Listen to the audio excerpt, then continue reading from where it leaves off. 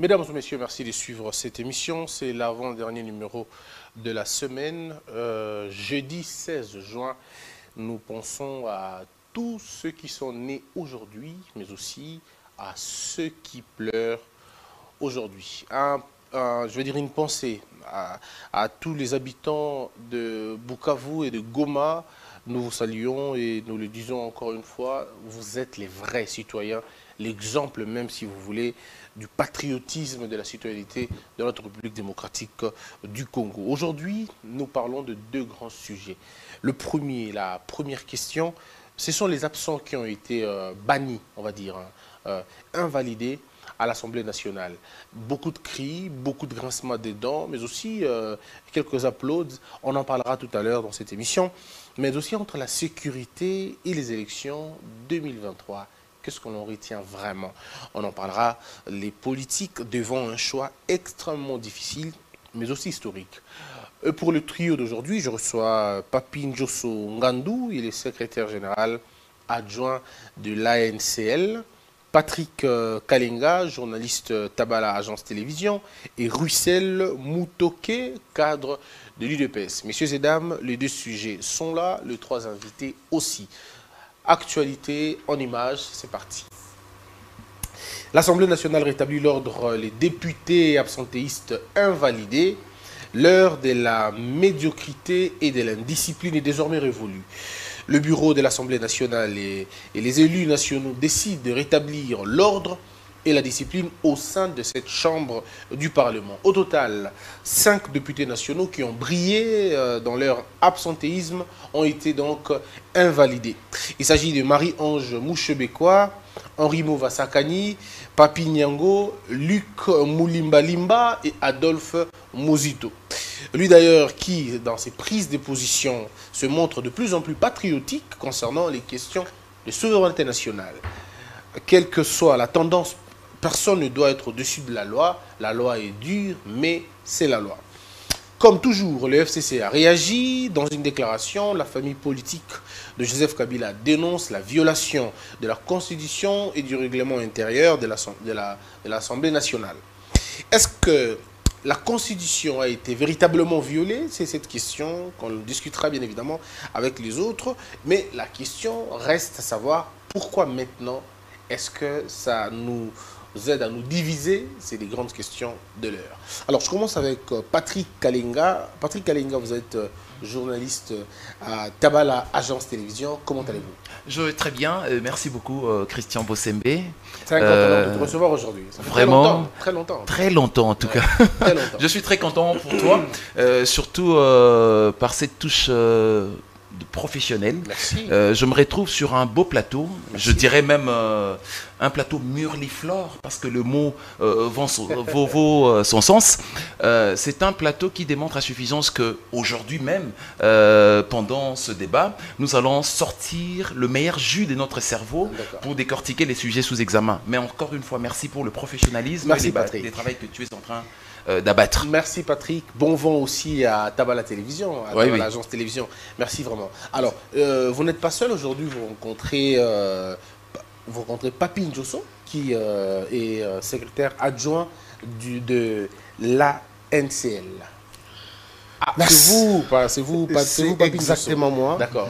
J'ai compris d'ailleurs que vous avez une petite difficulté dans la prononciation de mon nom. Oui, c'est comme un hymne national chaque fois que je suis ici. Mais dorénavant, je commence aussi par te féliciter pour cette œuvre tentaculaire et aussi magnifique. Merci. Donc je me suis retrouvé comme si j'étais sur un plateau de France 24. Merci beaucoup. Je réponds au nom de Maître Papi Njosso Ngandou de la Bouinda.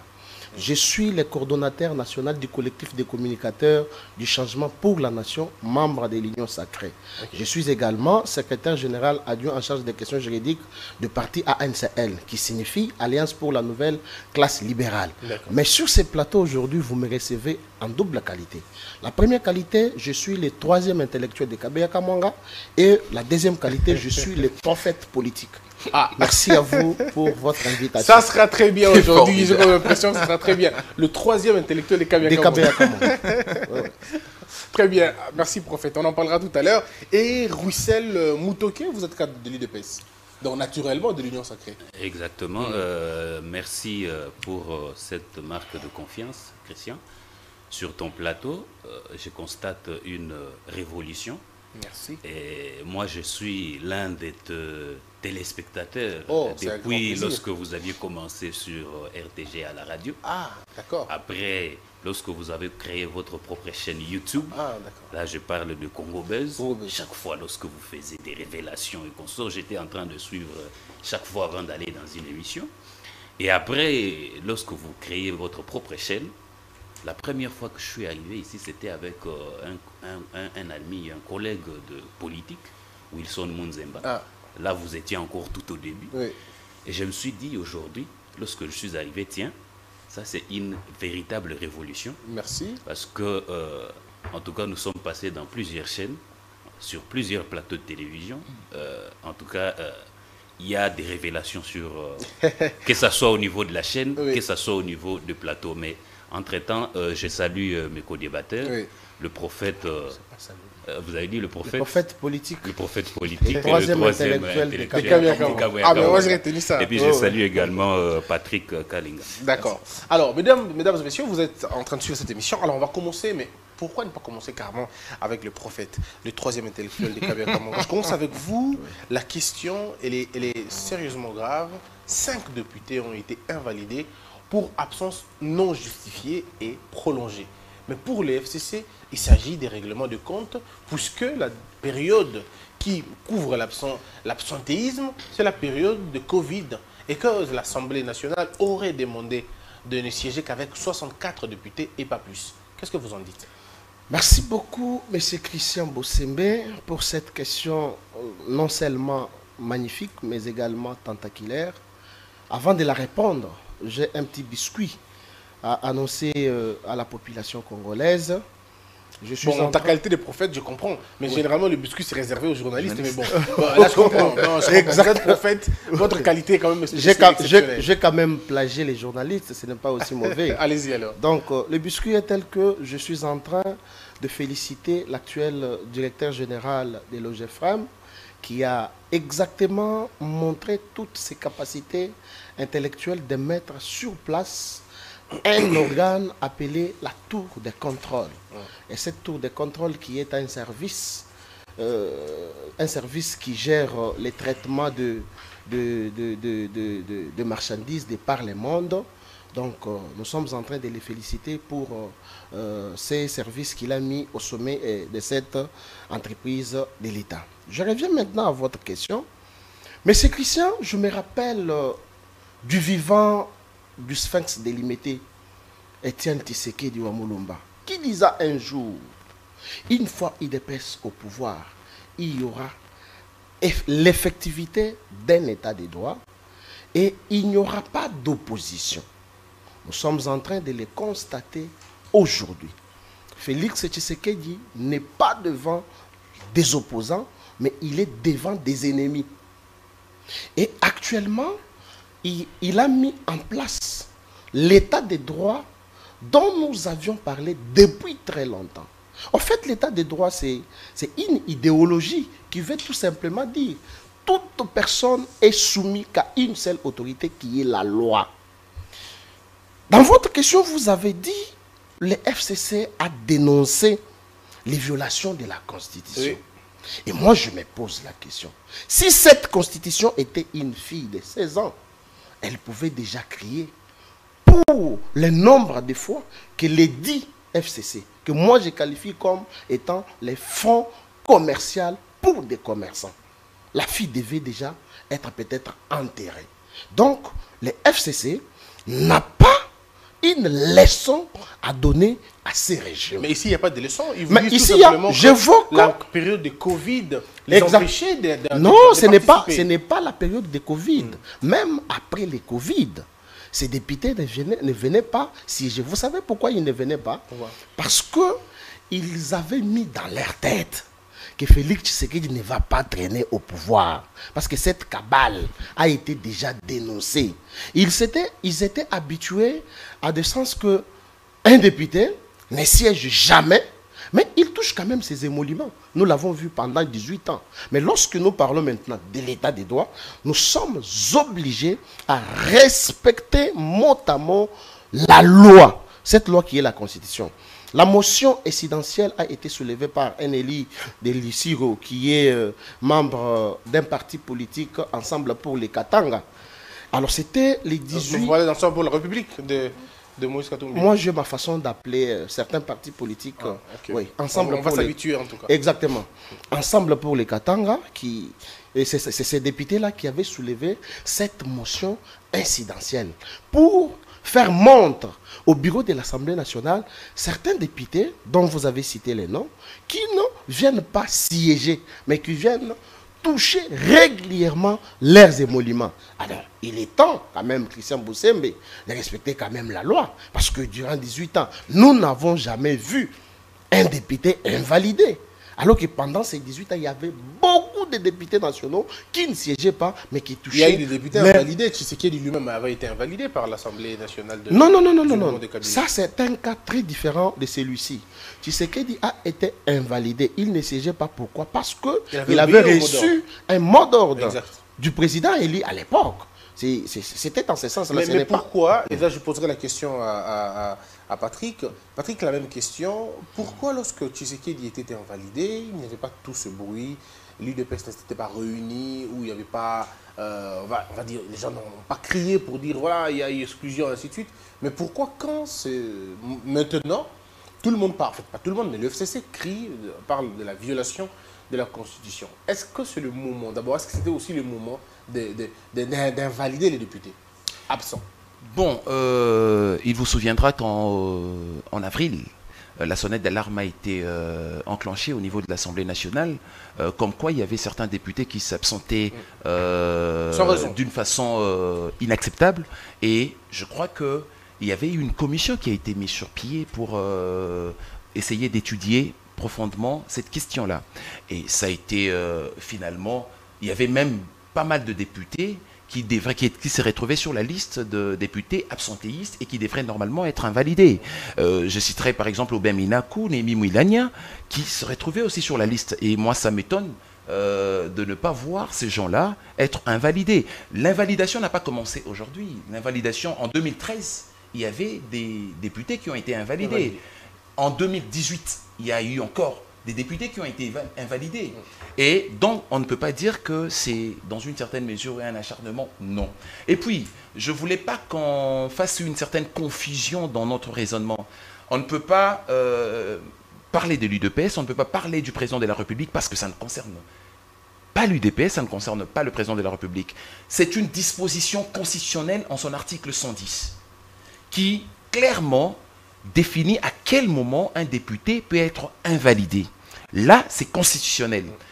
Aussi, de surcroît, il y a le règlement intérieur en son article 90.6 ou .5 comme ça, 6. Qui définit clairement la condition qui prédispose l'Assemblée nationale à pouvoir invalider certains députés. Je pense que nous tous, Congolais, nous savons pertinemment bien que ces députés-là ne viennent pas siéger. Mais comment vous expliquez ça? Alors, comment les députés peuvent ne pas venir, comme l'a dit le prophète tout à l'heure? Ils ne viennent pas, mais ils viennent percevoir leur émolument. Est-ce que ce n'est pas de l'escroquerie politique? Oui, je crois que vous avez chippé le mot de ma bouche. En tout cas, je voulais dire plutôt, c'est une démarche hypocrite et criminelle de la part de nos députés. En son temps, lorsque le Sphinx Délimité, paix à son âme, lorsqu'il avait refusé de siéger et avait demandé à tous les députés de ne pas siéger, je me rappelle, Serge Maïamba à l'époque, avait désobéi à ce mot d'ordre. Il y avait beaucoup de gens qui avaient désobéi. Plusieurs disaient que la base nous avait élu, on va aller comme ça. Voilà, donc c'était une démarche hypocrite. Déjà, la démarche de vérité au niveau de l'UDPS à l'époque n'est pas à mettre dans le même sac avec la démarche de député du FCC, soit-il. Déjà, lorsque vous renoncez, ou soit lorsque vous n'acceptez pas le pouvoir qui est en place, la manière dont l'Assemblée nationale est en train d'être gérée dans une certaine mesure, où vous trouvez que vous n'allez pas peut-être faire prévaloir vos propos ou votre argument au sein de l'hémicycle, il est de bon aloi, soit d'être un homme, de porter de pantalon et dire que, ben voilà, je rejette, je refuse cette façon de faire et je ne veux pas siéger et n'est pas se larmoyer dans une certaine mesure. Au moment où je suis en train de vous parler, il y a la députée, par exemple, Marie-Ange Mouchébé, qui continue à pleurer et à pleurnicher. Oui, mais elle accuse le président, elle accuse la présidence. On n'a pas tenu compte de cette période de Covid. Oui, elle dit que c'est la présidence qui l'a éjectée de là. Non, mais attendez, l'argumentaire qu'elle est en train de brandir ne tient pas la route. 40 jours de congé parce qu'il dit qu'il y avait quelques membres de sa famille, etc., qui étaient testés positifs et elles étaient internées au niveau de l'hôpital Le Diamant, je crois. Mais elle a amené le piège justificatif au niveau de la commission, mais ça n'a pas été pris en compte. Non, mais attendez, 40 jours, nous parlons de 2021. À cette époque-là, 40 jours ne justifient pas le nombre de mois et de temps qu'elle s'est absentée au sein de l'hémicycle, qu'elle n'a pas siégé dans elle est présente dans les réseaux sociaux. Hein. Non, mais être elle est présente et virulente. C'est ça la capacité extraordinaire de nos politiques ailleurs. C'est-à-dire que au sein de l'hémicycle, les centres de la démocratie, où, si je ne suis pas d'accord avec Christian Bossembe, je veux t'attaquer sur le point argumentaire dans mon raisonnement.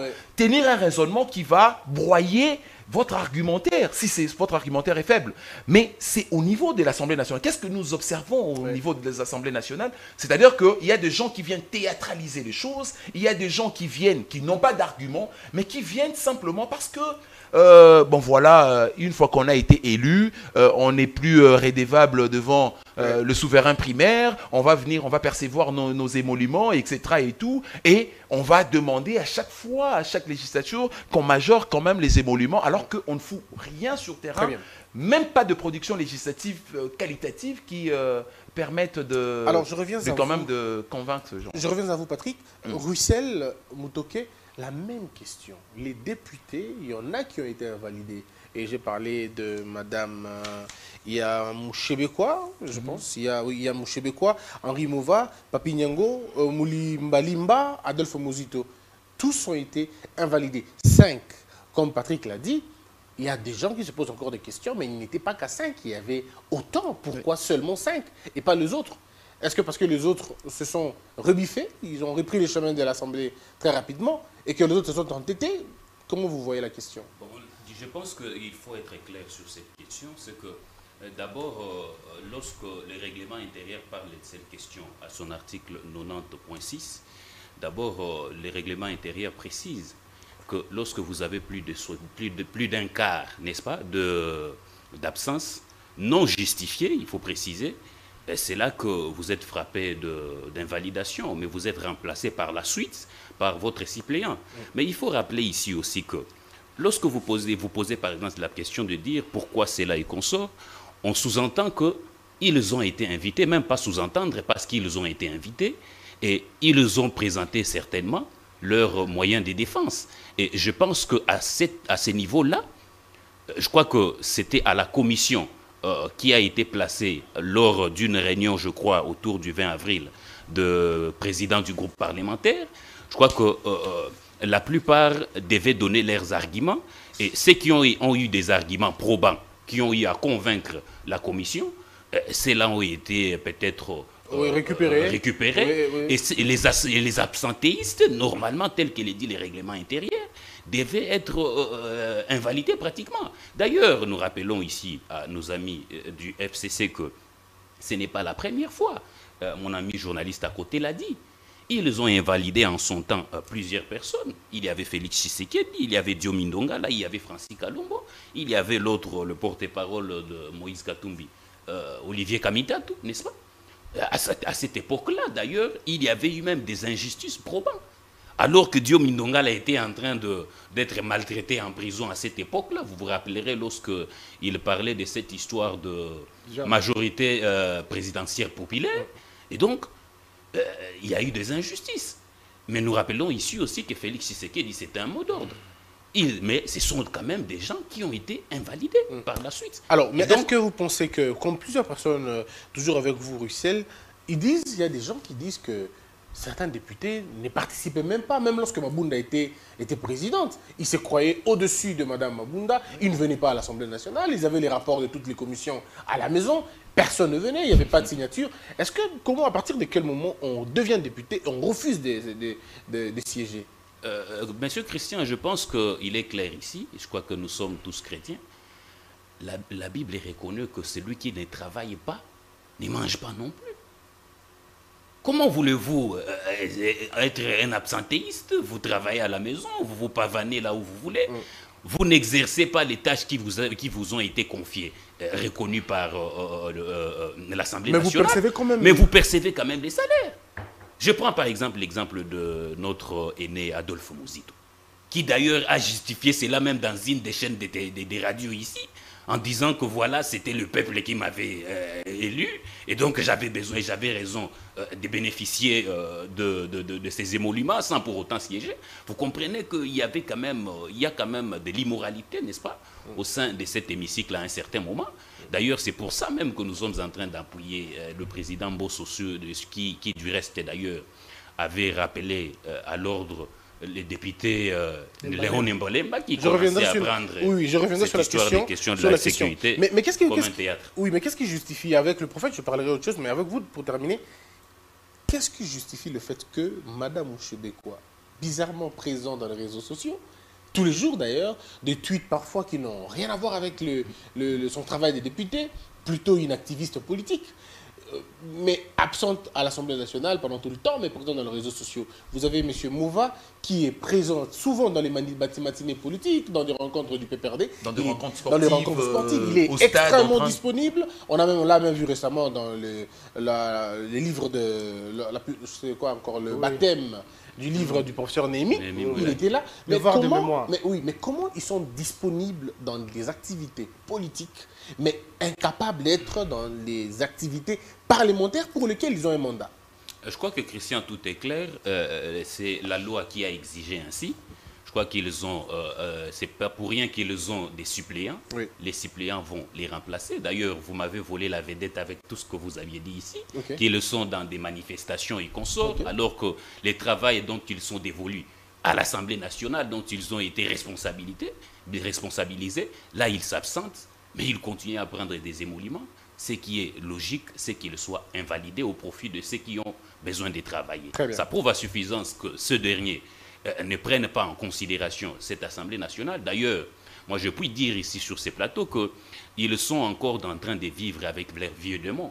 Ça veut dire qu'avec l'ancien régime de Kabila, où ils étaient des super hommes, ils ne pouvaient pas participer, ils ne pouvaient pas travailler, mais percevoir quand même des émoluments. Et aujourd'hui, nous sommes dans un état que Papi Diosso vient de préciser ici, nous sommes dans un régime qui prône l'état des droits. Et ceux-là qui ne travaillent pas ne mangera pas non plus, ça c'est clair. Alors, prophète, parlons-en, le troisième intellectuel de Kabila Kamanga. Revenons sur la question des députés, le comportement même des députés. Est-ce que vous avez remarqué, comme les autres Congolais, que les députés, il y en a certains qui ont fait de la télévision l'hémicycle.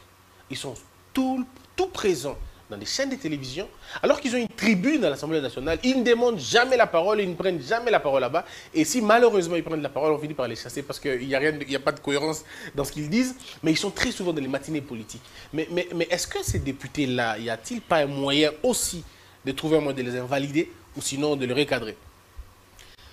Exactement, M. Christian, mais je voudrais vous répondre à cette question par un adage latin. Ok. Cet adage dit « Biatomu ke la kabidi bois ». Ah, ça c'est latin ou Chiluba? Non, je dis, je voudrais que vous me suiviez. Ah, ouais, alors, j'ai dit, je vous réponds par un adage latin. Ok. Et c'est latin, « Biatomu ke la kabidi bois ». Biatomu ke la kabidi bois, ça veut dire quoi? Vous voyez, lorsqu'on prépare une nourriture très salée, il nous est difficile d'en consommer. C'est comme pour dire que certains députés nationaux ont une habitude exagérée. Prenons le régime, parce que moi je m'attaque toujours au régime des 18 ans. Prenons le régime des 18 ans, où un député était un demi-dieu. Comme vous l'avez dit, À la manifestation politique, il est là présent. Sur les tweets, il est présent. Facebook, présent. À la télévision, présent. Lorsqu'il y a un match de football amical entre les Katangais, ils sont là et vous les voyez même en Varèse. Mais quand il y a même le match des léopards, vous ne les verrez pas. Alors, ces gens de députés qui se croyaient être à l'église, parce que dans les FCC, il n'y avait qu'un seul pasteur qui dit Alléluia et les autres répondent Amen. Et donc, oui, je parle bien de Joseph Kabila. Donc, dans les FCC, il n'y avait pas un mot à dire si ce n'était que Joseph Kabila. Et ces députés ici, qui étaient en train de légiférer des lois en leur propre faveur et en faveur du président de la République, hein, le président honoraire de la République. Donc le président de la République ne pouvait pas du tout les coincer que vous n'êtes pas venu par le canal du bureau quand même de l'Assemblée nationale, que vous n'êtes pas venu, vous n'avez pas siégé, vous ne touchez pas vos émoluments. Non. Moi, je suis d'ailleurs très content de voir qu'il y a certains députés qui sont invalidés. Entre autres, le président de la Nouvelle Aventure. Parce que... Comment ça, la Nouvelle Aventure? C'est qui le président de la Nouvelle Aventure? Mais Adolphe Muzito. C'est le nouvel élan. Non, Nouvelle Aventure. Donc vous allez vous habituer quand même à mes appellations. Donc le président de la Nouvelle Aventure est quand même invalidé. Quelque part, ça fait la joie de la population congolaise. Parce que nous les voyons souvent dans des matinées politiques où ils donnent même des solutions pour la guerre de l'Est. Et je me pose la question, lorsqu'il fut Premier ministre, où est-ce que ces propositions étaient? Dans les tiroirs? Parce qu'il n'avait un mot à dire. Maintenant, moi, je souhaite les députés qui viennent au moins à l'Assemblée nationale siéger, mais ils ne prennent jamais la parole.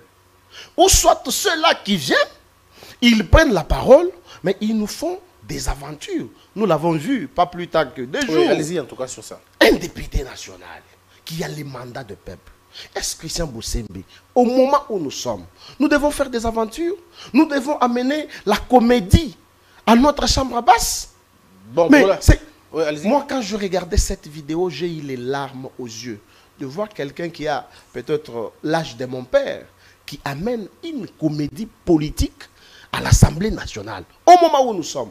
Or, un autre adage dit... Ça, c'est en latin, toujours? Toujours en latin. Allez-y. Nkunda yabani ibo belani mata. C'est toujours les latins. C'est toujours les latins. Vous n'avez jamais entendu parler du latin? J'ai fait 6 ans à l'université. Vous n'avez jamais... Pour apprendre le latin, mais franchement, voilà. Kunda, je ne sais pas si c'est en latin. Écoutez maintenant. Peut-être que c'est une information pour vous. Oui, c'est vraiment une information. Nkunda yabani ibo belani mata. Ça veut dire quoi?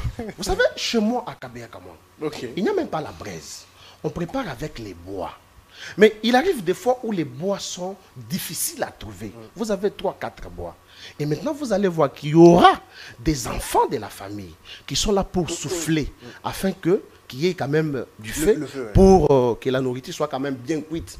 Mais vous allez voir que lorsque ces enfants-là soufflent, même le parent souffle aussi, il y a la salive qui vient. Or, la salive devait peut-être éteindre du feu, mais ça n'éteint pas. C'est comme ça qu'on dit. Maintenant, pour faire un raccordement avec ce que je voudrais dire, nous sommes dans un moment crucial où tout le monde doit prendre conscience et se mettre autour du président de la République pour qu'enfin cette situation de l'Est du pays se termine. Mais vous allez voir qu'il y a certains députés qui se lancent dans les comédies au lieu de s'aligner derrière la vision du président de la République qui ne dort pas jour et nuit pour trouver la paix à l'Est du pays. Donc, c'était une situation malheureuse pour notre pays d'avoir ces genres de députés. Et vous avez été choqué d'entendre ça, d'entendre ce député-là? Très choqué. Très choqué. C'est un député d'ailleurs qui a trahi la volonté populaire. Lors de la campagne de 2018, il s'est dit, il se faisait opposant du régime passé, le régime Kabila, alors qu'il était un membre du Front commercial pour les commerçants et qui allait s'aligner à Kingakati là-bas. On lui a posé la question, dites-nous votre candidat président de la République. Il n'a pas dit. Et après qu'il ait voté, qu'il ait élu, qu'il soit élu plutôt député national, il a dit non, j'avais oublié de vous dire quel était mon choix. Alors que son choix était Joseph Kabila. Donc, M. Christian Boussembe, la population congolaise doit ouvrir grandement ses yeux pour corriger ce genre de députés. En fait, qu'en 2023, peut-être qu'il n'y aura pas des élections en 2023. Il y aura des élections. Mais je suis un prophète politique, vous oubliez ma qualité. Ok, ça on reviendra pour la prophétie. Alors Patrick, Patrick, je reviens à vous, vous êtes culturel. Et moi je vous connais en tant que culturel depuis longtemps. Est-ce que vous savez que l'Assemblée nationale était d'abord un bâtiment culturel avant de devenir un bâtiment politique? Puisque l'Assemblée c'était au palais de la Nation, mais là c'était le palais culturel en réalité. Est-ce que l'esprit de la comédie, n'est pas resté à l'Assemblée? Parce que les députés, quand ils sont devant l'hémicycle, quand ils sont à l'hémicycle et quand ils sont devant le perchoir, on a comme l'impression qu'au lieu de faire la politique, comme l'a dit le prophète, ben, ils font de la comédie politique. Comment un député peut dire que l'armée congolaise enrôle des enfants et va les aligner pour qu'ils soient tués? Mais on le dit à l'Assemblée nationale. Si le Rwanda prend juste cette partie et monte aux Nations Unies pour dire, voici même chez eux-mêmes, ils enrôlent des enfants. Alors que chez nous, c'est interdit formellement. Est-ce qu'un député peut le dire? À quel moment on arrive à ce niveau-là? À quel moment on arrive à ce niveau-là? C'est tout simplement lorsque le sens humain arrive à tarir, ça c'est de 1, de 2, lorsque on met en exergue les vices au détriment de la vertu, au fait. Comment est-ce que nous élisions nos députés?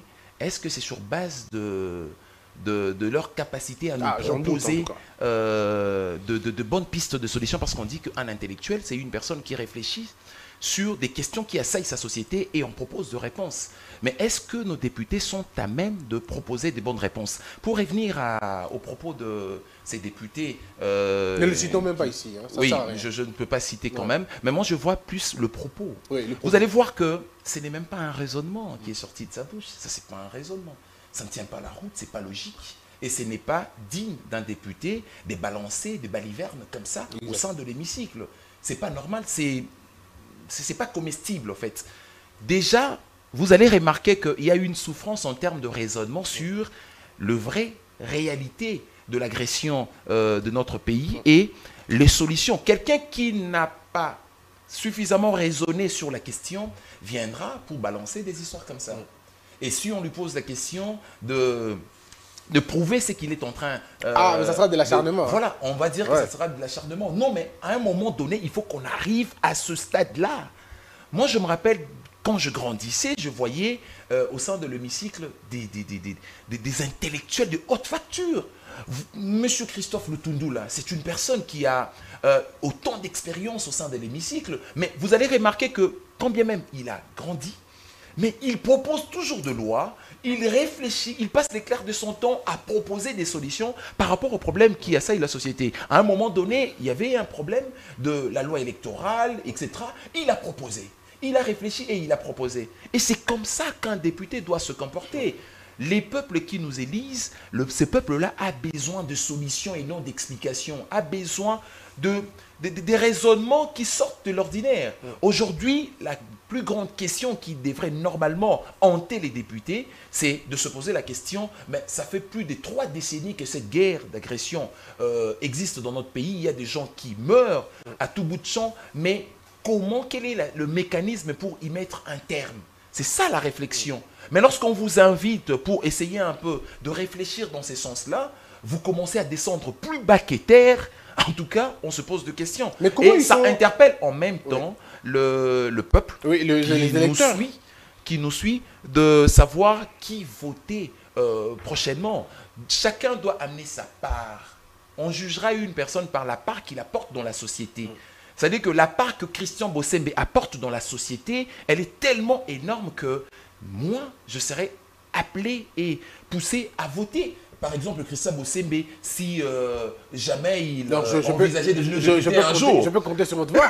Mais justement, bien entendu, pas seulement ma voix, mais j'influence aussi les gens de ma famille. Et ces gens de ma famille connaissent que la personne qui influence cette famille-là, c'est une personne qui réfléchit bien. Et lorsqu'il porte son dévolu sur quelqu'un, c'est-à-dire qu'ils sont dans le même Mais Patrick, toujours avec vous avant de prendre Russell, dites-nous, comment vous imaginez le fait que nous avons tout galvaudé et surtout vilipendé?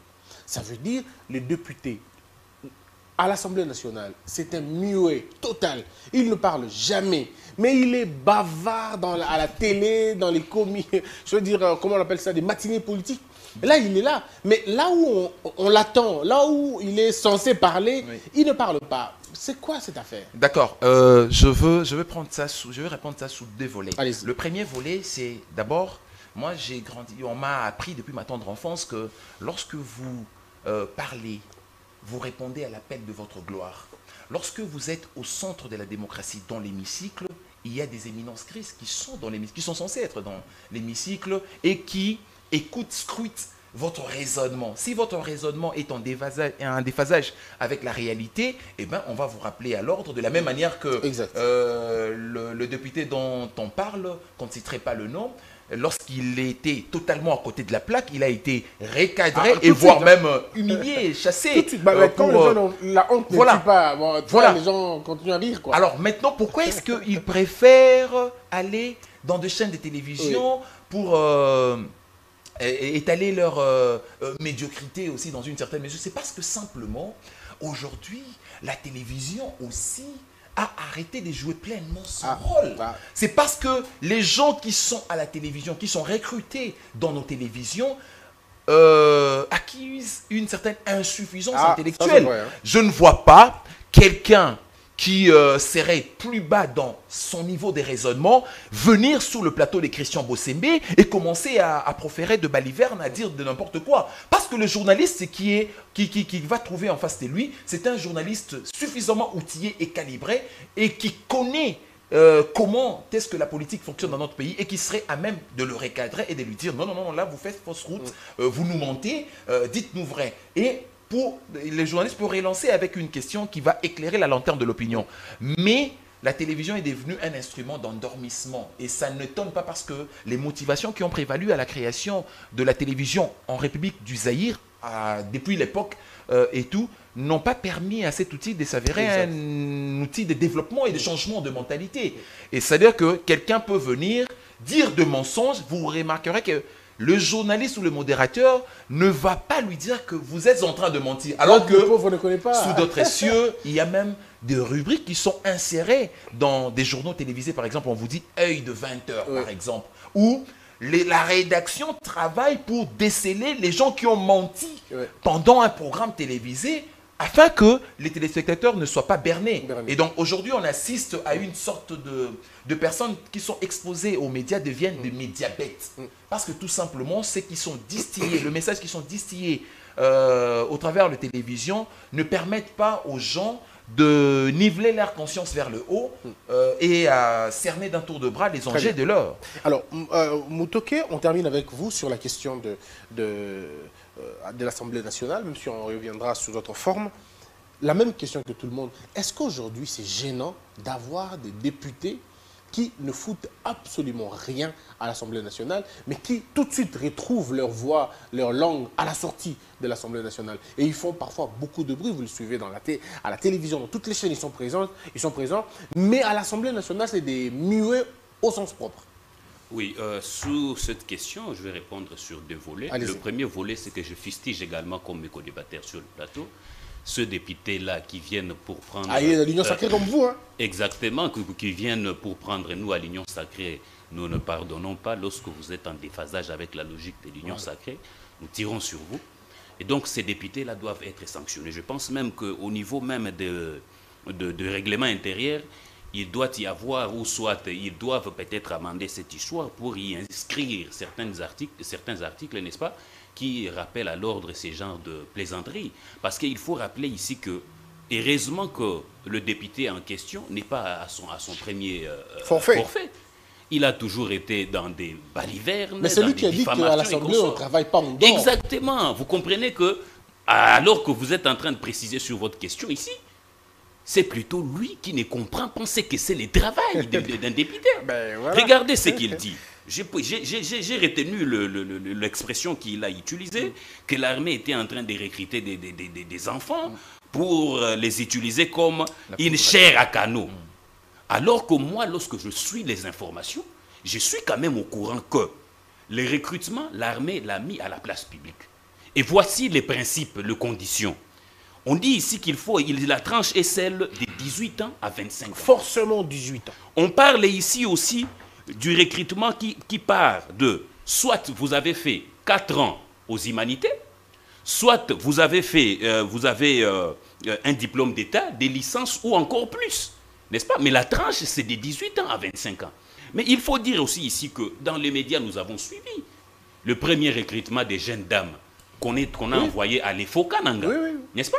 Donc vous comprenez que c'est un député qui est dans le baliverne. Et d'ailleurs, ce n'est pas la première fois. Il dit dans la précipitation, on prend les enfants, on les amène. Nous l'avons dit ici, vous vous rappellerez lorsqu'on était pourtant, il y a une commission à l'Assemblée nationale.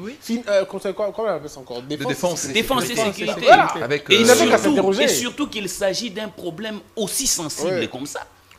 Il vient plaisanter, il vient jeter de l'opprobre sur nos FARDC, sur notre armée.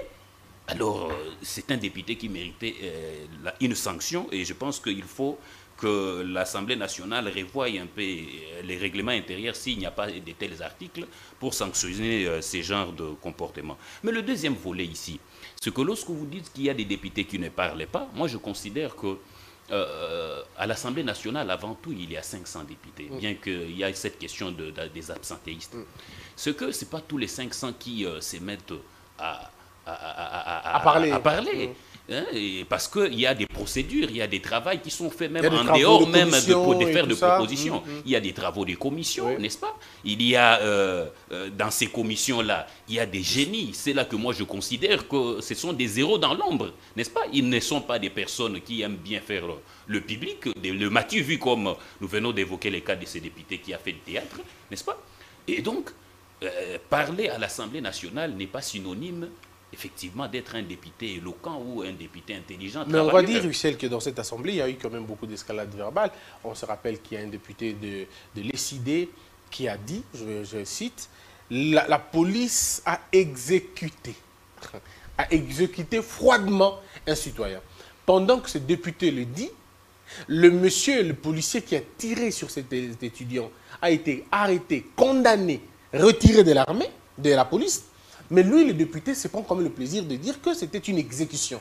Or, qui dit exécution, dit l'aval de tout un gouvernement. On accepte d'exécuter. Alors, lorsque les gens à l'extérieur nous suivent, ils disent, mais oh, ils ont un moratoire sur les exécutions là-bas. Comment est-ce qu'on exécute? Et pire, la police a exécuté un étudiant. Est-ce que nos députés ont la mesure de leurs propos? Est-ce qu'ils ont la mesure de leurs tâches?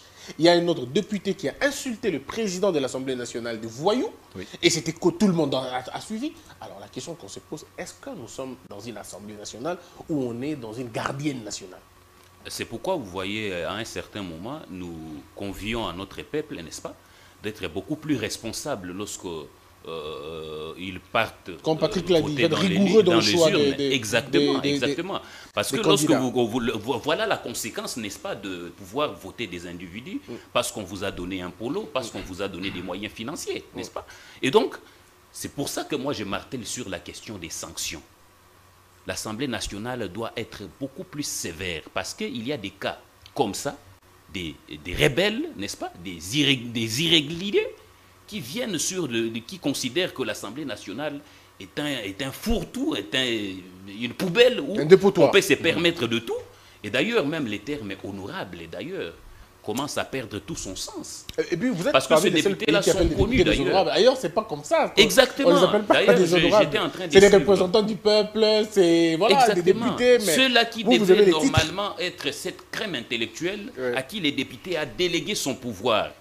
À qui le peuple, qui est le souverain primaire, a délégué son pouvoir pour aller parler de ce problème au sein de l'hémicycle, aller le représenter au sein de cette institution prestigieuse, qui viennent pour raconter des balivernes. Et je pense que ce sont des sanctions qui doivent s'en suivre quant à... Alors on se rappellera aussi de ces députés qui avaient insulté les chefs de l'État, le traitant d'inconscient, devant tout le monde. Non, mais cette assemblée, comme on aura tout vu, hein, il faut comme le dire. Alors, on va prendre, sauf si vous avez une minute pour tout le monde, pour terminer ce sujet, ou nous prenons le deuxième sujet, Carmen. Bon, moi, je voudrais placer un mot. Alors, un mot, et puis on termine. On prend le deuxième sujet. Oui, je place un mot par rapport à ces députés-là qui viennent à l'Assemblée nationale et ne prennent pas parole. Parce que mon co-débatteur, Russell, l'a dit ici, qu'il y a 500 députés à l'Assemblée nationale, mais du moins, même si ils travaillent dans des commissions, dans des sous-commissions, la population ne comprendra pas que et ces députés-là travaillent dans une commission ou dans une sous-commission. Donc ne serait-ce qu'une seule fois prendre la parole, même saluer, je salue ma base. Ils peuvent le faire. Mais ceux qui viennent, qui s'absentent également, bon, les règlements intérieurs est appliqué via la Constitution, l'article 110, comme l'a dit Patrick. Donc, je voudrais qu'on amende un peu certaines dispositions du règlement intérieur de l'Assemblée nationale pour poursuivre tous ces députés-là. C'est lui qui a injurié. Voilà, moi je peux les citer, c'est délit, c'est ça. Là. Il a insulté le président de l'Assemblée nationale, le vieux Mbosso. Ce qui a aussi choqué même l'entendement de la population qui l'a élu. Il y a un autre délit, SIDA, comme vous venez de le dire, qui a SIDA. qui a tenu des propos. Mais est-ce que, vous avez même dit, si vous vous êtes étonné, est-ce que les députés nationaux calculent leurs propos? Ah, moi je comprends pas. Hein. Est-ce que avant, comme il a soulevé ici la Bible, parce qu'on dit avant de parler, vous devez tourner la langue 77 fois. Est-ce que les députés le font? Je crois non. Donc, les mesures disciplinaires doivent être motivées pour corriger ce genre de députés. Patrick, un mot et puis on va prendre... Bon, moi, ce que je dirais simplement, c'est d'inviter le président de l'Assemblée nationale à faire exactement le travail qu'il est en train d'abattre. C'est qualitativement défendable dans une certaine mesure. Aussi, je l'invite aussi à dénoncer le traître dont il évoque très souvent au sein de l'hémicycle. Ouais. Parce que certains propos de députés, lorsqu'on essaye un peu de faire une lecture en filigrane, on se rend compte que ce ne sont pas des propos de nationaux, des gens qui doivent normalement porter au créneau les revendications de la population. Donc c'est en contradiction, en déphasage avec les attentes de la population et ça nous pousse à nous interroger sur qui le donne ces éléments-là de langage pour le porter au sein de l'hémicycle. C'est quand même des interrogations que nous sommes en train de nous poser et j'invite le président, comme lui-même il a dit qu'il était aussi un homme, il n'était pas une femme, pour se laisser manipuler comme un pantin désarticulé. Donc je voudrais que, monsieur le président de l'Assemblée nationale, que vous fassiez votre travail et que vous dénonciez toutes les personnes qui sont traîtres contre la République. Augustin, on termine avec vous. Oui, monsieur Christian, au-delà d'être militaire, au-delà d'être diplomatique, la guerre est aussi médiatique.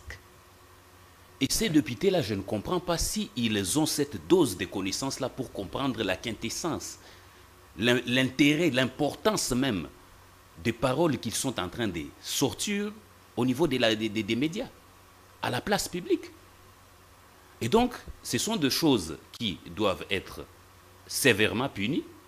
Et donc, surtout quand il s'agit des matières de sécurité, je pense que tous nous sommes d'avis que les règlements d'ordre intérieur doivent être encore beaucoup plus durs envers ces genres de députés qui considèrent que l'Assemblée nationale était un fourre-tout, était une poubelle. Mesdames et messieurs, vous suivez Grande Tribune.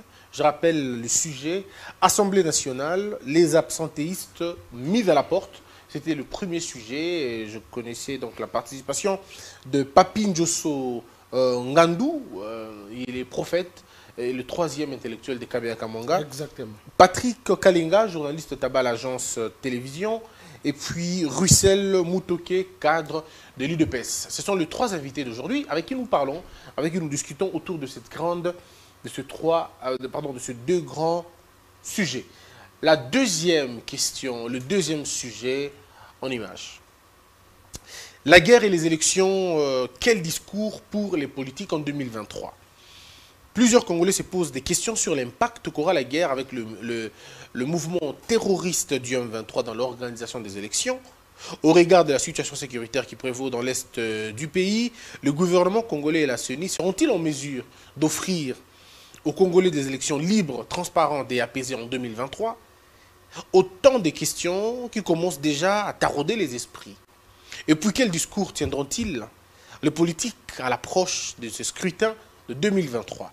L'union sacrée qui gouverne le pays trouvera-t-elle des prétextes pour influencer le report de joutes électorales tant attendues par la population et l'opposition. Mais plusieurs analystes avertis croient que les politiques doivent déjà se préparer à des éventualités. Face à la guerre, que nous impose le Rwanda, les politiques congolais doivent rester unis pour défendre l'intégrité du territoire. Mais la grande question, entre élection et guerre, le choix, il est où? Alors, je commence avec le prophète, troisième intellectuel des Kabila Kamonga. Monsieur Papi, allons-y. Dites-nous, selon vous, puisque tout est clair maintenant, la guerre est pratiquement à notre porte. Et on a comme une sorte de délaissement des autres pays africains. Aucun pays africain jusque-là, vous pouvez me corriger, n'a condamné le Rwanda frontalement. Tout se passe encore dans la médiation, jusqu'au point que le Kenya demande même qu'il y ait la force régionale au niveau de la partie Est. Alors, mais la grande question, comment on va faire les deux opérations, élection et guerre? Je commence par un adage latin. Ah, ok. Ça sera le troisième adage de l'émission. Pas même, donc quatrième. Quatrième, ah d'accord. C'est pas possible. Cela veut dire que... Recommencer, pardon. Ça c'est en latin. En latin. Oui. Cela veut dire quoi? Lorsque tu iras au champ, rends-toi compte que tu as laissé à la maison la paix. Okay. La question que nous nous posons, est-ce que devrions-nous aller aux élections en 2023 alors que nous avons un ennemi farouche en face de nous? Qui peut entrer à tout moment. Qui peut entrer à tout moment. Et soutenu même par la fameuse communauté internationale. Ouais. Et certains pays africains, comme vous venez de le dire, le Kenya. Christian Bosembe, j'ai toujours eu mal de le dire, mais je dois quand même le dire. Allez-y, allez-y, Papi. Le malheur du Congo, c'est la Kabylie. La Kabylie, comment? Tu sais qu'il se trouve innocent de prendre sur ses épaules une charge qui a été créée par une autre personne. Laquelle? Mosé Laurent Désiré Kabila. Lorsqu'il est entré ici, comme ce fut un libérateur, alors qu'il n'était pas un libérateur, il est venu nous enterrer dans un trou. Il prend un Rwandais du nom de Bizimankara. Il le nomme ministre des Affaires étrangères. Il ne s'arrête pas là-bas, M. Christian. Il va prendre un autre Rwandais, James Kabarebe. Il le nomma général chef d'état-major. Comment voulez-vous qu'un pays d'école, avec des étrangers à la tête des institutions, c'est comme ça que le Rwandais se sont infiltrés partout dans l'administration publique, dans l'armée, dans la police et même au Parlement. Je peux même vous dire actuellement, il y a 15 députés qui ont une nationalité douteuse. C'est comme ça que Félix Tshisekedi, je le regarde en face. Je lui dis, Monsieur le Président, rappelez-vous de ceux-là que vous avez qualifiés comme étant amis. Le président de l'ESIDA, je me rappelle du Jean Val, qui dira que je vais voter Félix Tshisekedi.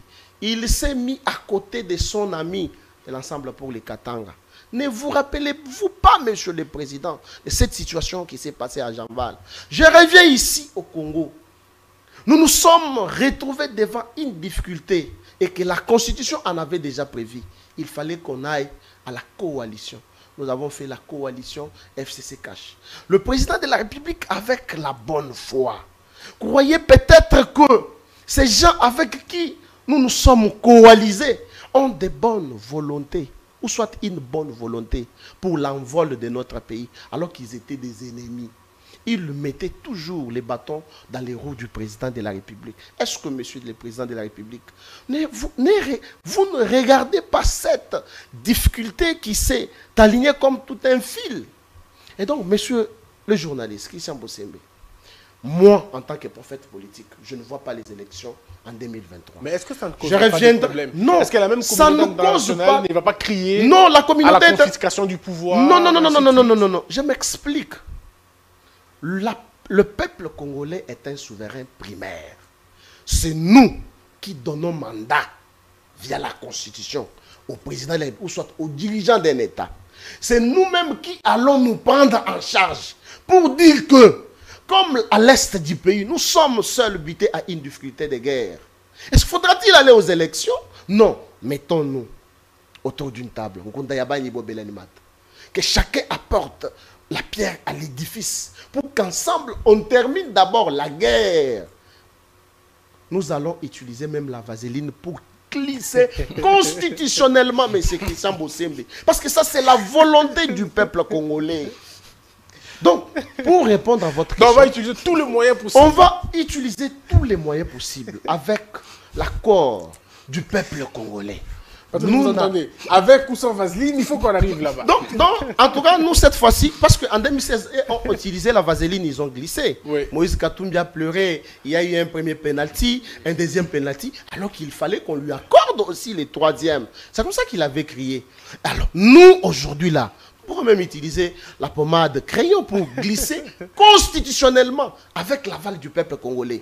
Le peuple va se maintenir dans la rue pour dire, niet président de la République, l'argent que nous devrions mettre pour les élections, les élections ne sont pas prioritaires, bien que les délais des mandats du président de la République, reconnus dans la Constitution. Mais qu'est-ce que vous allez dire, on va prendre Patrick, mais avec vous d'abord terminer, qu'est-ce que vous allez dire à Fayoulou? Qu'est-ce que vous allez dire à Katumbi? Qu'est-ce que vous allez dire à Kabila? Qu'est-ce que vous allez dire à tous les opposants? Non, je vous ai dit ici, M. Christian Bossembe, il n'y a pas d'opposants en République démocratique du Congo. Par contre, il y a des ennemis du président Félix Tshisekedi.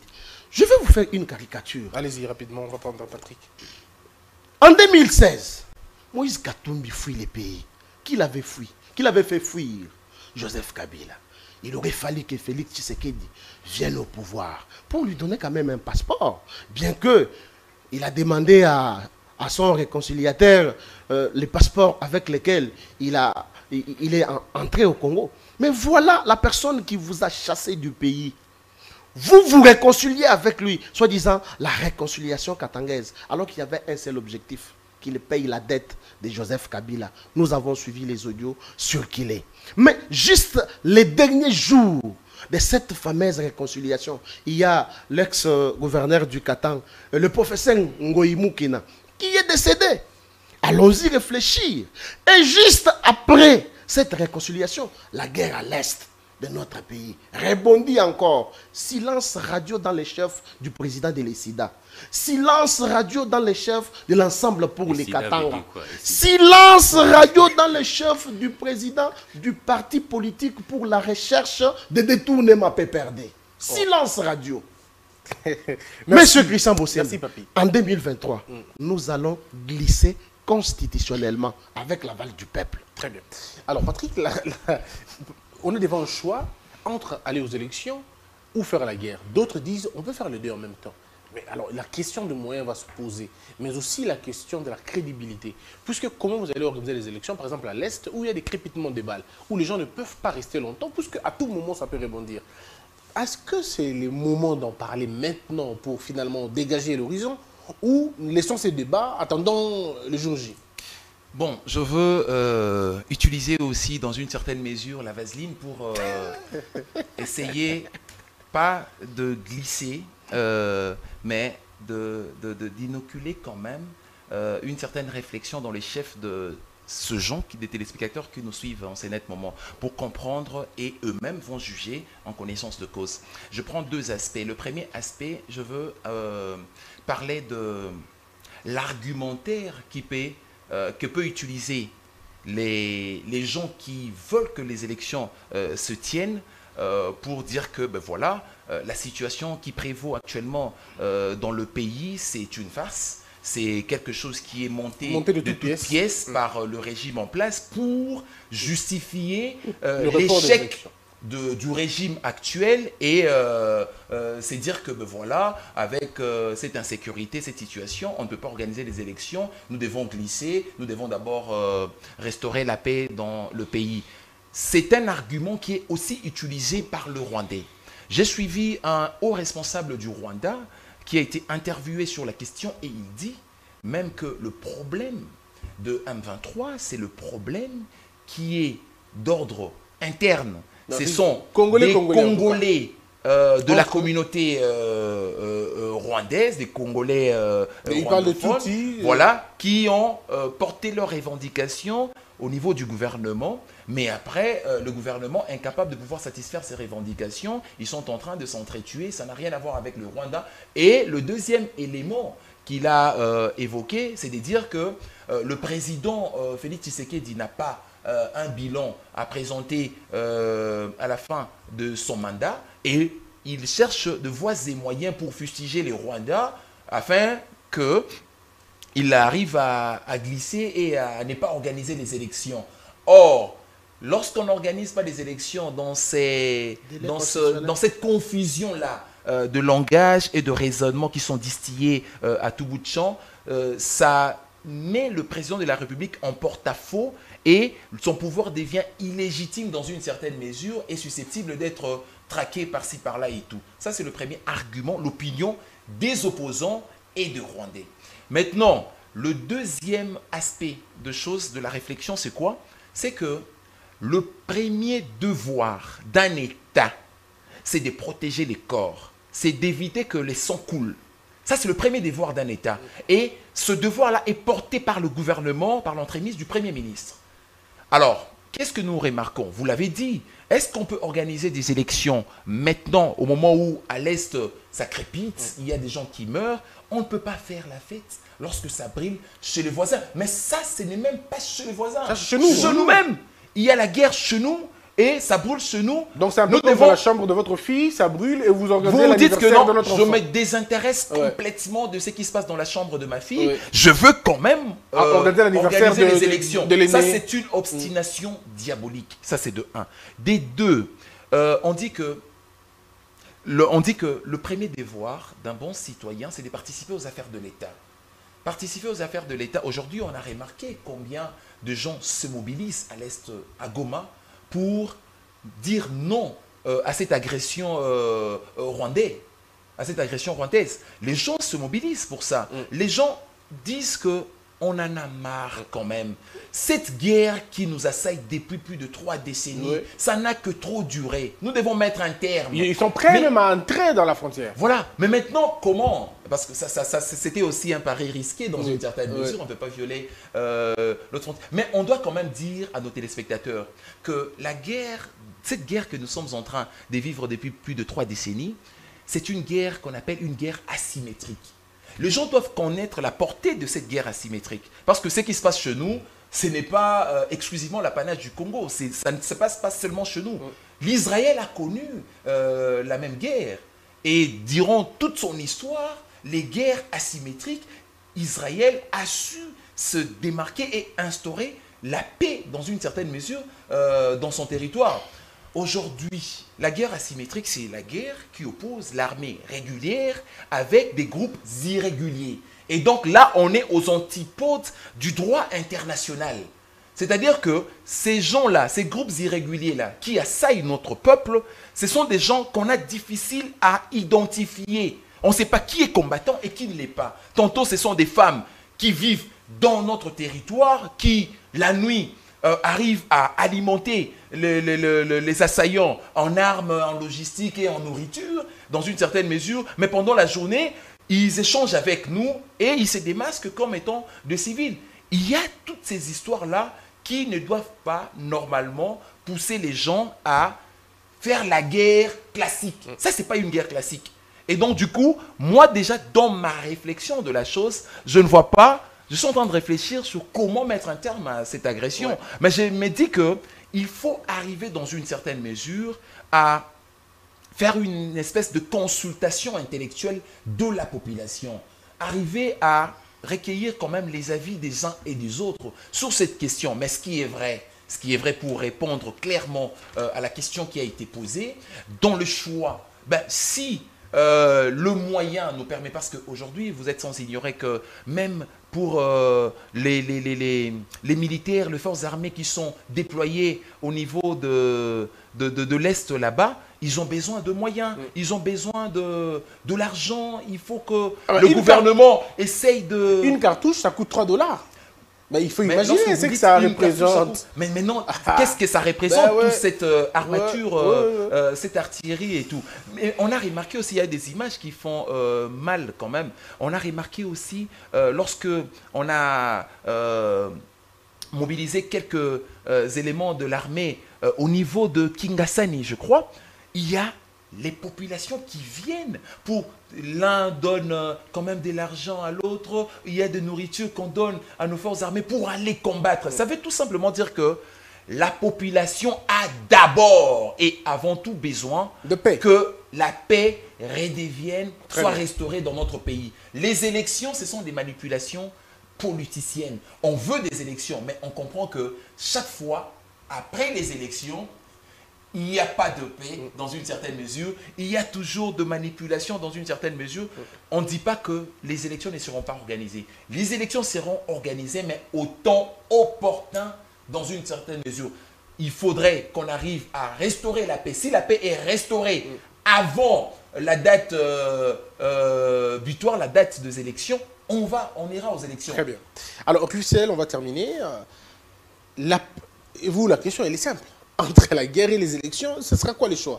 Bon, à mon avis, je pense que c'est une question qui relève de la responsabilité du gouvernement, parce qu'il faut rappeler ici que seul le gouvernement peut avoir cette décision-là, en rapport avec aussi le Parlement, qui peuvent voir si, dans ces cas précis, il est tout de suite intéressant d'organiser les élections, ou d'autant plus qu'une partie de la République est en guerre.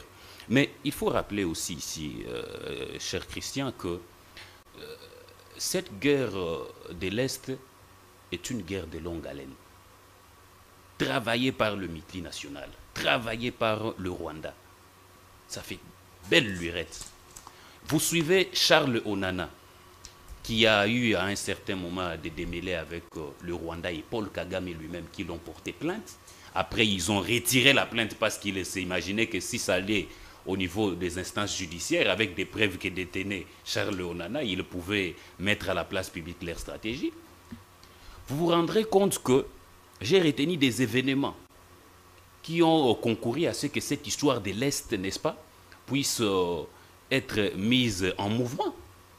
Vous allez vous rappeler d'ailleurs qu'à cette époque, Mobutu est comme une sorte de leader au niveau de l'Afrique centrale, très ami au président Abiyarimana. Mais comment mettre l'instabilité dans cette partie de l'Est pour enfin exploiter illégalement ses richesses? Et c'est là que le multinational vont chercher un pion. On va assassiner Abiyarimana pour mettre en place une histoire de génocide et consorts. Et lorsque vous suivez Charles Onana, il va vous dire même que le but même du génocide, c'était l'Est du pays. Parce que vous allez vous rendre compte que lorsqu'il y a le génocide, on va fermer la frontière avec la Tanzanie, on va fermer la frontière avec l'Ouganda et consorts, et on va diriger toutes les populations en demandant à Mobutu d'ouvrir un couloir humanitaire, sans pour autant que cela soit contrôlés, désarmés et consorts. Et là, nous avons été envahis par des militaires sous couvert. Et aujourd'hui, après la chute, après l'assassinat d'Abiyarimana, on va procéder par ces canaux-là du génocide à la chute de Mobutu. Mais malheureusement, le premier pion, qui était Paul Kagame, qu'on a utilisé par la suite pour défenestrer Mobutu, il y aura encore un autre pion qu'on va considérer que maintenant qu'on doit avoir la RDC, qu'est-ce qu'il faut faire? Il faut mettre des tops, il faut mettre des infiltrés. On va choisir Kabila, mais Kabila Laurent Désiré Kabila, j'ai dit, qui va se rebuffer après pour se constituer en patriote. Et c'est là qu'il avait risqué sa vie. La raison pour laquelle même héros national. Mais posons-nous la question très souvent. À qui a profité les crimes? Comment l'ancien président est devenu président à cette époque-là? Et la question est restée pendante. On a mis en place des histoires où on a même emprisonné, on aurait emprisonné des innocents, qui du reste, certains ont d'ailleurs été libérés par grâce présidentielle, n'est-ce pas? J'ai parlé ici l'autre, Edi Kapende, n'est-ce pas? vous allez vous rendre compte que cette histoire, en réalité, est un tour de Babel. Parce que lorsque l'ancien président Kabila arrive au pouvoir, vous allez vous rendre compte qu'on va nous amener d'abord dans une histoire de 1+4, où la défense et sécurité de la RDC a appartenu à un vice-président à qui, à San City, on ne voulait même pas entendre parce qu'il s'agissait d'une question de nationalité. Et de là est partie maintenant l'infiltration de notre armée. Plusieurs généraux ont été nommés en cascade, sans pour autant passer par le faux Kananga, qui a été d'ailleurs torpillé, laissé dans son mouroir. On a pratiquement jeté en pâture Kibomango, n'est-ce pas? Où on était en train de faire des recrutements, en train de ramasser des cousins et cousines. On a fait des brassages et mixages à partir de ces accords qu'on a signés entre les CNBP et le gouvernement par Raymond Tshibanda, je pense, si je ne m'abuse. Et puis après les CNDP, qui va aujourd'hui se constituer maintenant en un nouveau mouvement, le mouvement du 23 mars que nous sommes en train de fustiger aujourd'hui, qui aujourd'hui est d'ailleurs considéré à travers la décision de la défense et sécurité des mouvements terroristes, n'est-ce pas? Vous allez vous rendre compte que depuis tout ce temps, on a travaillé pour déstabiliser les pays. Regardez la gestion du pays pendant 18 ans. On a tué l'armée. Combien de généraux et consorts qu'on est en train d'arrêter au niveau de l'armée, infiltrés. Est-ce que c'est ça qui justifie le fait qu'on choisisse la guerre au lieu des élections? Vous savez, la stabilité d'un pays repose sur la paix, n'est-ce pas? Et vous ne pouvez pas considérer, prétendre stabiliser les pays, développer les pays lorsque vous êtes en guerre. Mais vous faites la guerre, vous faites les élections aussi. Exactement, c'est pour ça même. Vous faites déjà des belles recettes, il paraît. Exactement, c'est pour ça même que j'étais en train de dire que cette décision-là appartient au gouvernement. Moi, ce n'est pas sur un plateau que je viendrai donner ma position parce que le gouvernement n'avait pas encore. Votre point de vue est lequel? Mais mon point de vue est ceci. C'est que il est clair que le gouvernement a déjà décidé, n'est-ce pas, qu'il y aura élection. D'ailleurs, vous avez suivi le président de la commission électorale qui a dit qu'il y aura élection.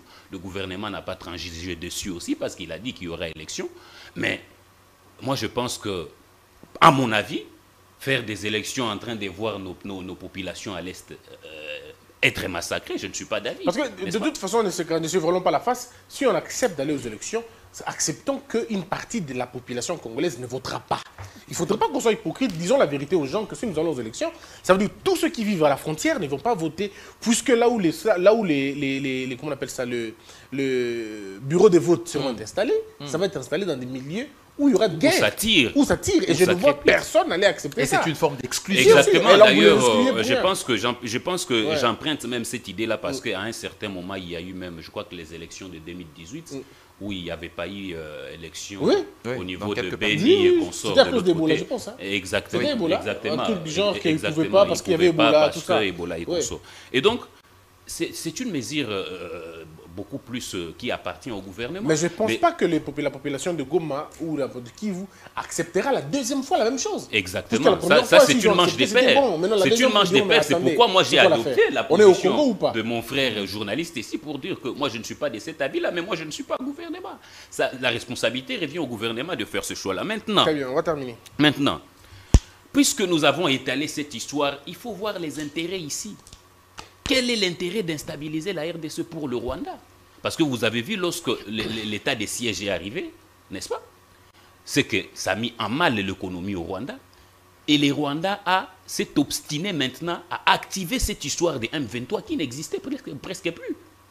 Parce que vous allez vous rendre compte que lorsque le M23 a été défait, on a même récupéré des armes qui ont été avant envoyées à la MONUSCO et renvoyées par la suite au gouvernement. Très bien. Et d'où est parti cet armement des M23? Donc nous avons compris que c'est sous couvert, n'est-ce pas, que le Rwanda est en train d'agir au nom du M23, mais en réalité c'est le Rwanda. Oui. Et nous disons ici que c'est là que nous proposons que le gouvernement doit maintenant travailler sur une question. La question sur cette partie de l'Est de la République. C'est-à-dire que il faut engager la République, les jeunes filles et garçons de cette partie du coin de la République, à un service militaire pour qu'ils soient par ricochet considérés comme des réservistes à un certain moment. Deuxième chose, c'est qu'il faut aussi pratiquer les renseignements modernes. Aujourd'hui, les nations font des renseignements pour des projections, par exemple, des 30 ans, 50 ans et consorts sur le plan militaire, sur le plan de la sécurité. Et quand vous voyez même l'histoire que j'ai relatée ici avec le Rwanda et consorts, ça a été une histoire de longue haleine. On a terminé notre émission. C'est pour ça que je pourrais... Merci beaucoup. Alors, vous avez 1 minute pour récupérer le temps parce que Russell a pris beaucoup de temps. Vous avez, vous deux, 1 minute pour terminer. Je voudrais revenir sur mes propos. Ok. J'ai dit, en 2023, il n'y aura pas d'élection. Mais vous n'allez pas clôturer avec un adage en latin? Je vais clôturer. Je vais clôturer avec un adage en latin. Il n'y aura pas d'élection, pourquoi? Parce que la population de l'Est du pays n'est pas en paix. Nous ne voudrons pas voir une partie du territoire national qui ne va pas aller aux élections parce que il y a Katumbi, il y a Kabila, il y a Fayulu et Mouzito. Nous allons leur dire quoi? J'ai dit à Katumbi ceci, il n'est pas congolais. Il est frappé de l'inéligibilité. Kabila, je peux dire sur le propos de Katumbi qui n'est pas aussi congolais, mais qu'il a déjà aspiré ces 2 mandats et qui ne reviendra pas constitutionnellement. Mouzito, et qui, je peux dire, Fayulu, j'aurais appris, j'ai dit bien, j'aurais appris qu'il serait sénégalais, donc il est aussi frappé par cette question de la nationalité. Alors, je reviens parce que vous l'avez demandé sur l'adage, et je finis par là. Loini Mujikolu Lukunzamesu. Ça c'est latin. Oui. Mwena Bouloji Ujukweba Ao Mujukudjilaban. Je rallie maintenant avec la situation politique. Félix Tshisekedi est comme un père de la nation. Il est d'ailleurs le père de la nation. Mais il voit ses enfants mourir. Alors que c'est lui qui bouffe les enfants. Et chez lui à la maison. Christian Boussembi. J'ai suivi Moïse Katumbi sur une chaîne internationale. On lui pose la question. On te traite d'un Judas. Il répliqua. Le vrai Judas, c'est lui. Parce que les morts qui sont à l'est du pays, l'auteur, c'est Joseph Kabila. Moi, je suis innocent, comme le disait l'affaire Kamer ici. Ça, c'est Moïse Katumbi qui dit. Moïse Katumbi répliqua encore. Les morts de Kamouenan Sapou, qui en est l'auteur à l'époque? Je crois que c'est on ne peut pas nous intimider qui était le ministre de l'Intérieur. Et Moïse Katumbi dit, non, c'est toujours Joseph Kabila. Et c'est lui qui est le vrai Judas. Ça, ce ne sont pas mes propos. Ce sont les propos de Moïse Katumbi. J'ai suivi Paul Kagame, M. Christian Bosembe, dans une interview en 2015. Tous savons qui était président en 2015. On lui pose la question, mais qu'est-ce qu'il y a avec les groupes M23? Il dit non, ne me posez pas cette question ici de M23. Le responsable, ce sont les Congolais. D'ailleurs, le numéro 1 du Congo, j'ai dit bien sûr France 24, le numéro 1 du Congo, c'est lui qui entretient les relations avec les M23. Et aujourd'hui, Félix Tshisekedi n'a qu'un seul choix. Notre ami a dit qu'il ne va pas donner la position parce que le gouvernement avait promis qu'il y aura bel et bien élection en 2023 et que nous sommes tenus à respecter la Constitution. Non, mon cher ami, je vais vous dire maintenant les latins que vous connaissez. Alors, tout pas te relègue comme fait kisti. Ah, ça c'est les latins. Enfin. J'avais gardé ça comme une cartouche. Comme pour dire que il appartient à une autorité administrative qui prend la décision de la retirer ou soit de la modifier. Alors, on a pris une décision, bien que constitutionnelle, que nous allons organiser les élections en 2023. Est-ce que, Christian, nous ne pouvons pas modifier cette décision? Merci nous beaucoup. La modifions. Merci, Papi Djosso. Papi Djosso. Papi Djosso. Alors, Patrick, on va terminer. Organiser les élections, je vais dire un raisonnement vraiment facile. Organiser les élections, c'est pour faire profiter à peu près 1600 ou 1700 personnes de leur donner des postes.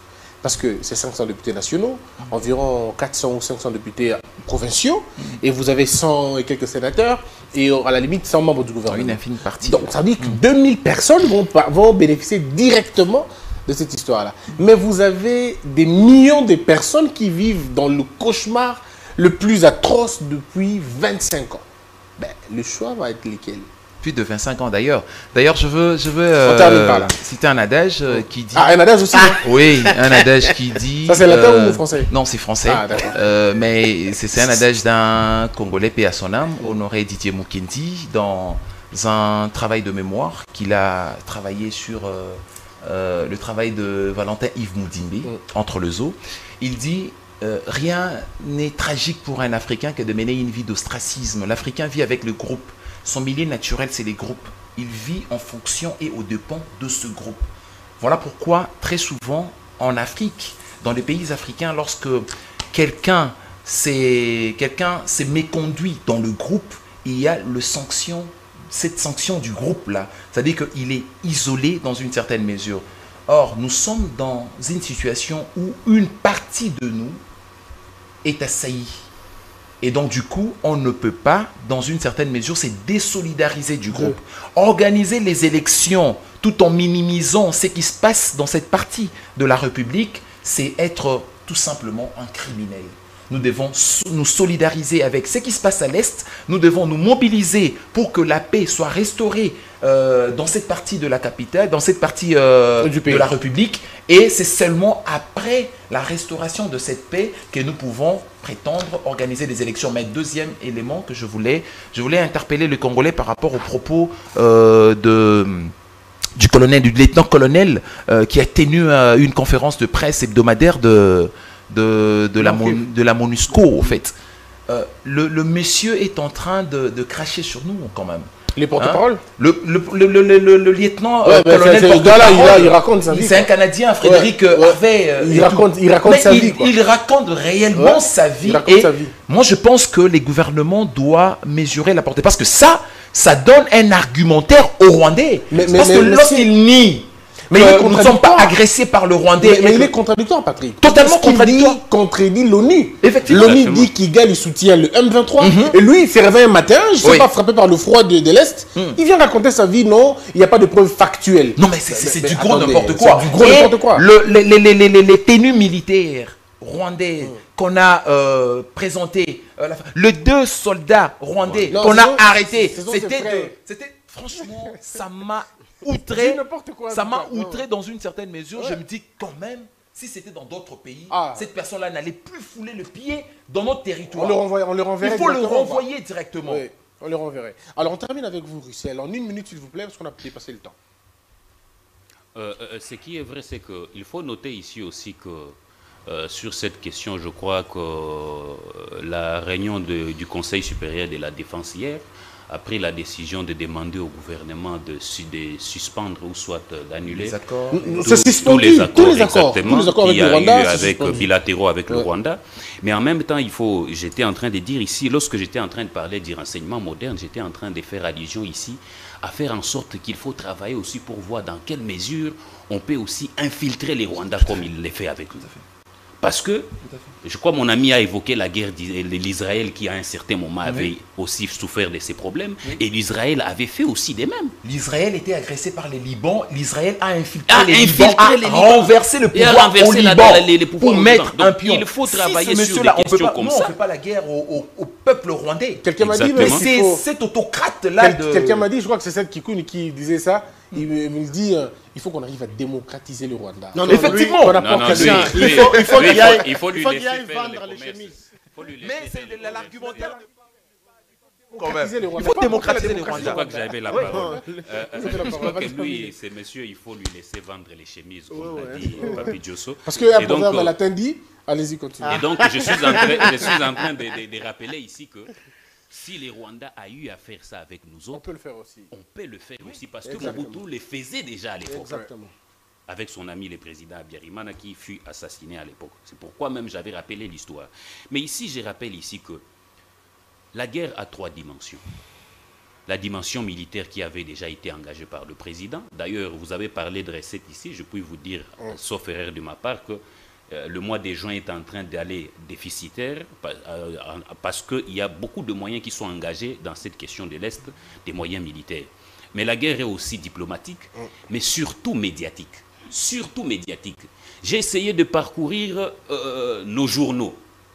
Et j'ai eu comme l'impression que nos journalistes ont tendance très souvent, je vous épargne parce que vous êtes très professionnels, Merci. à continuer à considérer les M23 comme un groupe armé. Non, c'est pas un groupe, c'est des terroristes. C'est un groupe terroriste. Et puis, parce qu'il y a un comportement sur le plan international, selon les dispositions internationales, il y a un comportement adopté lorsqu'un groupe rebelle est considéré comme étant terroriste. Et il faut même évoluer. Et parmi les principes. Le M23, c'est une fiction, c'est le Rwanda. C'est le Rwanda. Si on change la rhétorique, on ne parle plus de exactement. M23, il faut parler, les médias doivent aider le pays à parler expressis du Rwanda et à dire que c'est des terroristes. Merci. Parce que, à travers le monde, selon les dispositions internationales, on ne négocie pas avec les terroristes. Merci Russell Moutoké.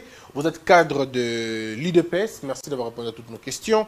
Merci Patrick Kalinga. Vous êtes journaliste Tabala Agence TV. Merci d'avoir répondu à nos questions. Et le prophète politique, le troisième intellectuel des Kabila Kamwanga, Papi Djosso. Il ne nous a pas dit ce que signifie ESIDA. Merci beaucoup. Vous êtes secrétaire général adjoint du ANCL. Alliance pour la nouvelle classe libérale. Merci. Mesdames et messieurs, c'en est fini pour aujourd'hui. Merci d'avoir été nombreux. Si ça vous a intéressé les débats, eh bien merci. Écrivez-nous, faites-nous vos commentaires. Ça sera un grand honneur. Que la peur quitte nos esprits et que Dieu bénisse la RDC.